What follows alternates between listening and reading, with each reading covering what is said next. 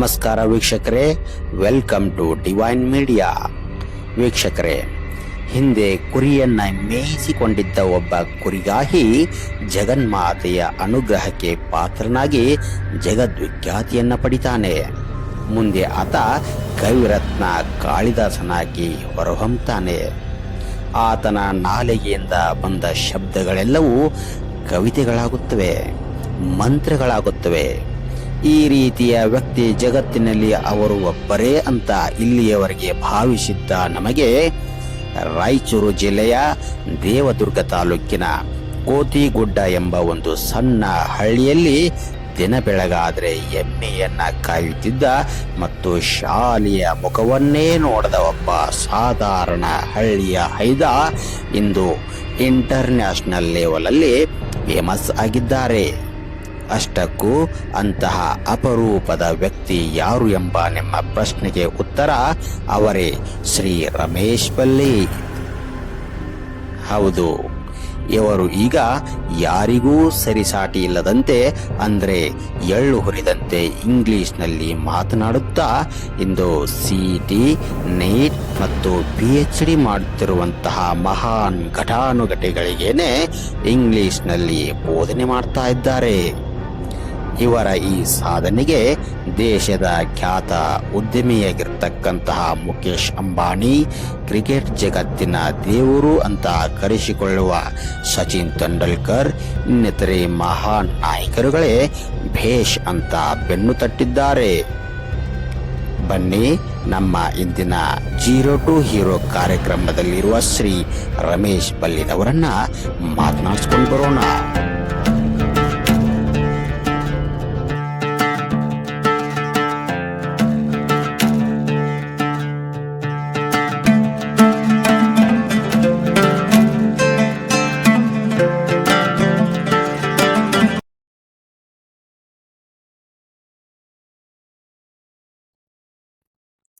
ರಮೇಶ್ ಅವರೇ, ನಮ್ಮಲ್ಲಿ ಕುತೂಹಲ ಬಹಳ ಇದೆ. ಯಾಕಂದ್ರೆ ಶಾಲೆಯಲ್ಲಿ ಶಿಕ್ಷಕರು ಎಷ್ಟೇ ನಮ್ಮಲ್ಲಿ ತಲೆಯಲ್ಲಿ ಇಂಗ್ಲಿಷ್ ಅನ್ನ ಒತ್ತಡ ಹಾಕಿ ತುಂಬ್ತಾ ಇದ್ರು ಕೂಡ ನಮ್ಗೆ ಇಂಗ್ಲಿಷ್ ಬರೋದಿಲ್ಲ.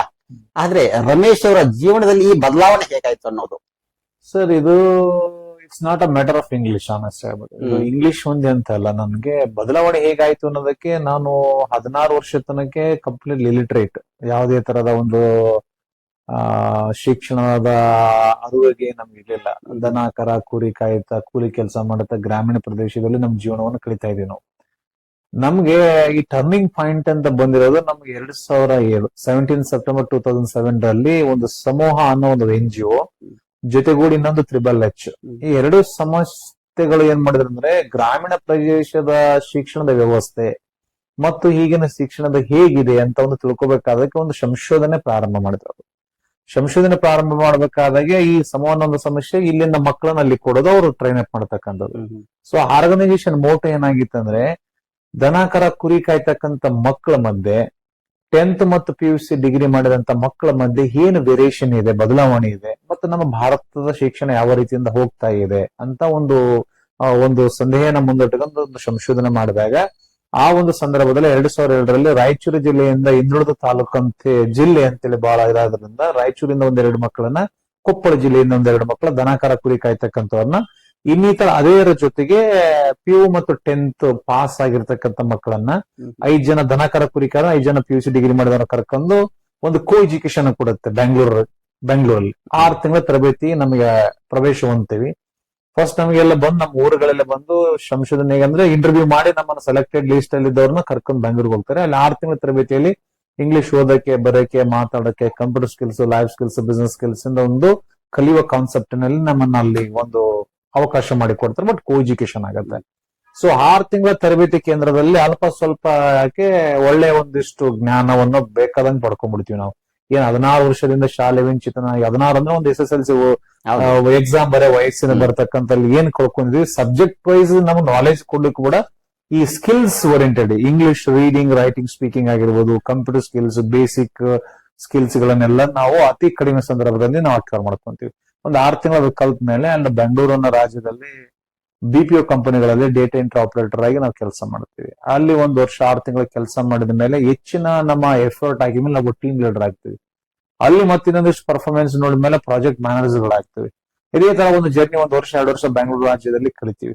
ಕಳೆದ್ಮೇಲೆ ನಮ್ಗೆ ಏನ್ ಬರುತ್ತೆ ಅಂದ್ರೆ what is my contribution to my village ಅಂದ್ರೆ ನಮ್ಮ ಒಂದು ಏನು ಇಷ್ಟೆಲ್ಲ ನಾವು ದನಕರ ಕುರಿ ಕಾಯನ್ನೇ ಅತಿ ಕಡಿಮೆ ಸಂದರ್ಭದಲ್ಲಿ ಜ್ಞಾನವನ್ನ ಸಂಗ್ರಹಣ ಮಾಡ್ಕೊಂಡ್ವಿ.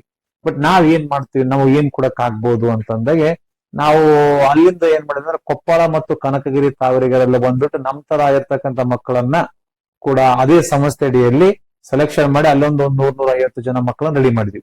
ರೆಡಿ ಮಾಡಿದ್ಮೇಲೆ ಪ್ರಾಜೆಕ್ಟ್ಗಳು ಹಿಂಗೆ ಮುಂದುವರಿತೇವೆ. ಅದಾದ್ಮೇಲೆ ಹೀಗೆ ಮತ್ತೆ ಗ್ರಾಮೀಣದಲ್ಲಿ ಬಹಳಷ್ಟು ನಾವು ಕೂಡ ಸಂಶೋಧನೆ ಮಾಡ್ತಾ ಬರ್ತೀವಿ.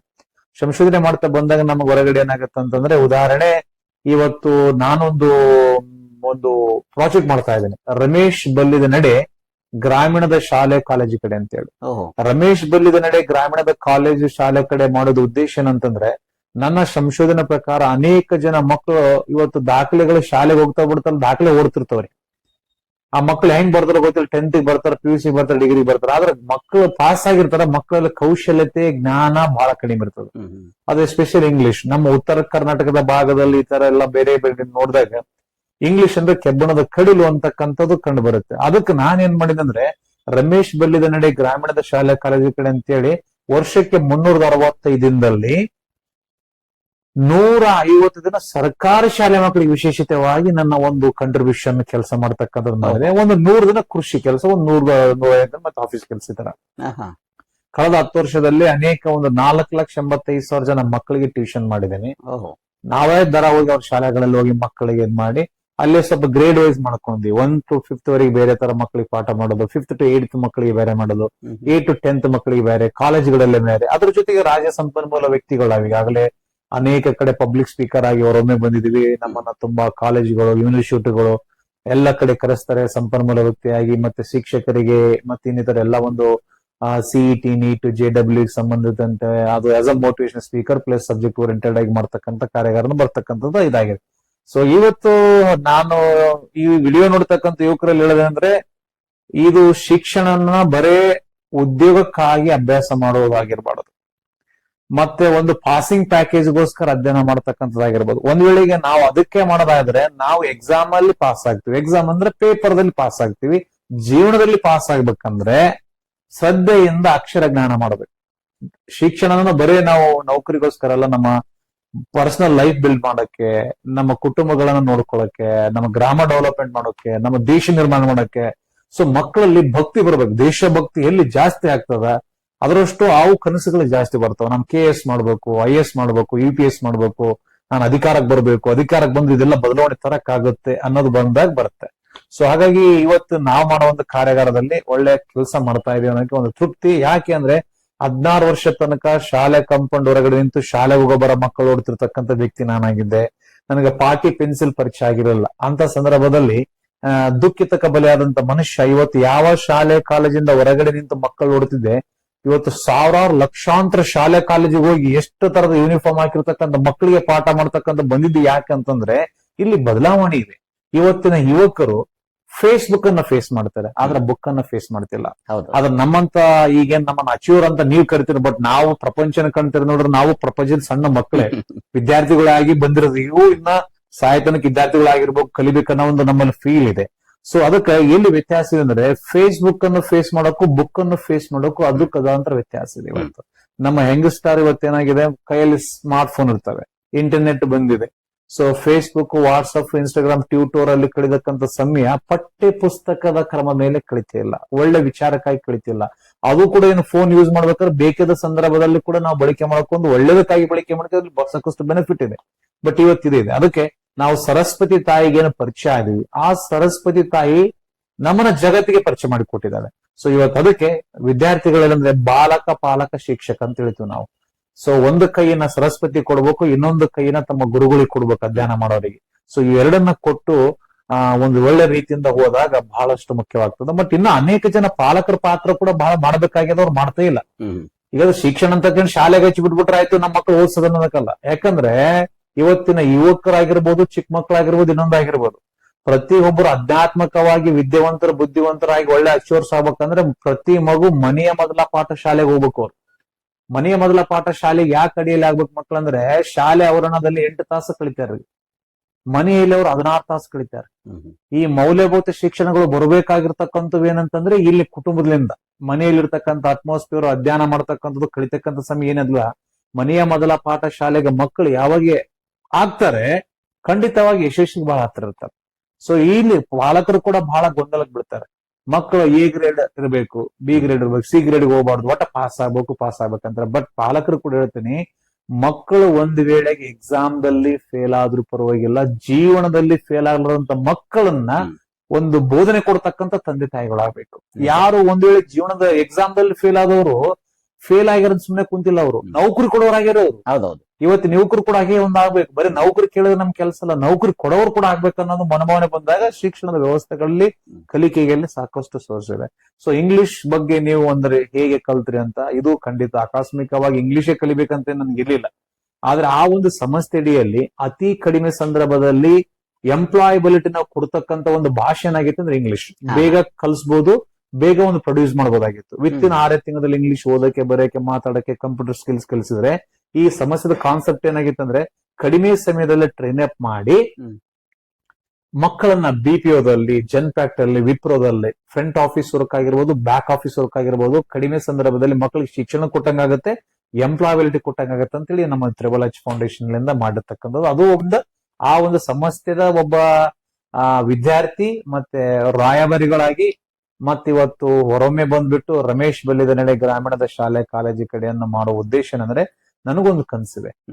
ಗ್ರಾಮೀಣ ಪ್ರದೇಶದ ಮಕ್ಕಳು SSLC ಎಕ್ಸಾಮ್ ಪಾಸ್ ಆಗೋಟಿಗೆ ಫ್ಲೂಯೆಂಟ್ ಆಗಿ ಇಂಗ್ಲಿಷ್ ಮಾತಾಡಬೇಕು, ಬರಿಬೇಕು, ಗ್ರಾಮರ್ ನ ಕ್ರಾಕ್ ಮಾಡಬೇಕು. ಅಂದ್ರೆ ಅದು ಏನು ಪರಿಣಾಮ ಬೀಳುತ್ತೆ ಅಂದ್ರೆ ಹೈಯರ್ ಎಜುಕೇಶನ್ ಅಂತ ಫಸ್ಟ್ PUC ಸೆಕೆಂಡ್ PUC ಏನ್ ಬರ್ತಾರಲ್ಲ, ಆ ಸಂದರ್ಭದಲ್ಲಿ ಇವತ್ತು ಎಷ್ಟೋ ಜನ ಇಂಗ್ಲಿಷ್ ಬರಲ್ಲ ಅನ್ನೋ ಕಾರಣಕ್ಕೆ ಬರೀ ಆರ್ಟ್ಸ್ ಕಾಮರ್ಸ್ ಹೋಗ್ಬಿಡ್ತಾರೆ, ಸೈನ್ಸ್ ಮಾಡಲ್ಲ, ಮೆಡಿಕಲ್ ಮಾಡಲ್ಲ, ಇವೆಲ್ಲಿಂದ ವಂಚಿತರಾಗ್ತಾರೆ. ಅದಕ್ಕೆ ನಮ್ಗೆ ಏನ್ ಮಾಡಿದ್ವಿ ಅಂದ್ರೆ, ಒಂದು ಸಂಶೋಧನೆ ಮಾಡಿ ಬಂದಾಗ್ಲಿಂದ ಈ ಕಳೆದ ವಿವಿಧ ವರ್ಷಗಳಿಂದ ನಾವು ವರ್ಷಕ್ಕೆ 100-150 ದಿನ ಈ ಸರ್ಕಾರ ಶಾಲೆ ಮಕ್ಕಳಿಗೆ ಬಹಳ ಒತ್ತು ಕೊಟ್ಟು, ಯಾಕಂದ್ರೆ ನಮಗೊಂದು ಬಹಳ ಅಭಿಮಾನ ಸರ್ಕಾರ ಶಾಲೆ ಅಂದ್ರೆ.